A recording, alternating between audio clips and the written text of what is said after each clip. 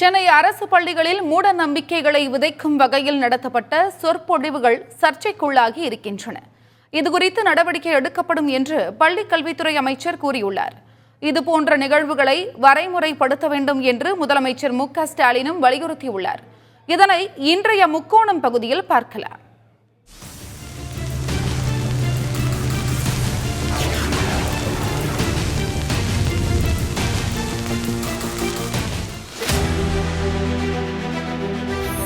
முதல் புள்ளி, தமிழ்நாடு கல்வித்துறை சந்தித்த அடுக்கடுக்கான சிக்கல்கள்.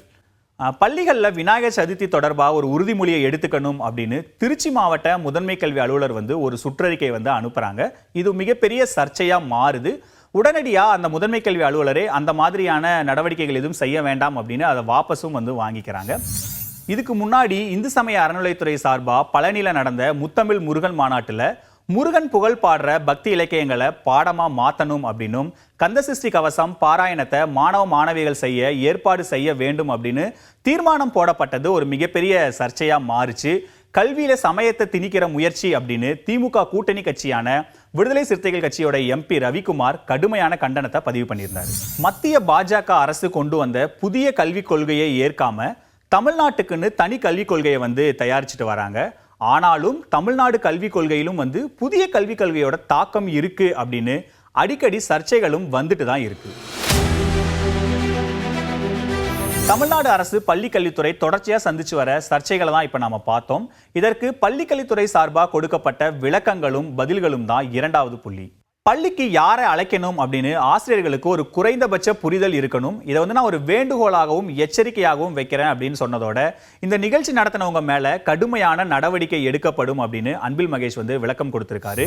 பள்ளிகளில் அறிவியலுக்கு முரணான கருத்துக்கள் வழங்குவது குறித்து கண்டிச்சிருக்க தமிழக முதல்வர் ஸ்டாலின் இது போன்ற நிகழ்ச்சிகளை ஸ்ட்ரீம்லைன் பண்றதுக்கான விதிமுறைகள் வகுக்கப்படும் அப்படின்னு சொல்லியிருக்காரு. புதிய கல்விக் கொள்கையோட முக்கியமான அம்சம் அப்படின்னா மும்மொழி கொள்கை தான். ஆனால் தமிழகத்தை பொறுத்த வரைக்கும் இருமொழி கொள்கை தான் அப்படிங்கிறதுல உறுதியாக இருக்கிறதா தமிழக அரசு அவங்க நிலைப்பாட்டை தெரிவிச்சிட்டாங்க. ஆனாலும் கல்வி நிதி தொடர்பு பெறுவா தமிழக அரசுக்கும் மத்திய அரசுக்கும் இடையில இந்த சிக்கல் தொடர்ச்சியாக நீண்டுட்டு தான் இருக்கு. நிதிக்காக கொள்கையை விட்டு கொடுக்க முடியாது அப்படின்னு பள்ளிக்கல்வித்துறை அமைச்சர் அன்பில் மகேஷும் தெளிவாக கூறிட்டாரு. ஸோ இது ஒரு புறம் இருக்க, இன்னொரு பக்கம் தமிழ்நாடு கல்வித்தரம் குறித்து ஆளுநர் ரவி பேசினது மீண்டும் சர்ச்சையா மாறி இருக்கு.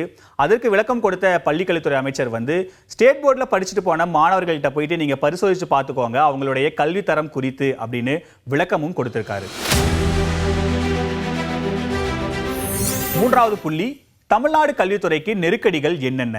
புதிய கல்விக் கொள்கையின் அங்கமான PMC திட்டத்தை நீங்க ஏத்துக்கிட்டாதான் உங்களுக்கு நிதி கொடுக்க முடியும் அப்படின்னு மத்திய அரசு தெளிவா சொல்லிட்ட நிலையில முதல் தவணையா இருக்கக்கூடிய 573 கோடி ரூபாயை உடனடியாக விடுவிக்கணும் அப்படின்னு தமிழக முதல்வர் பிரதமருக்கு கடிதம் எழுதியிருக்காரு. இந்த விவகாரத்தில் பிரதமர் உடனடியாக தலையிடணும் அப்படின்னு கோரிக்கையும் வச்சிருக்காரு.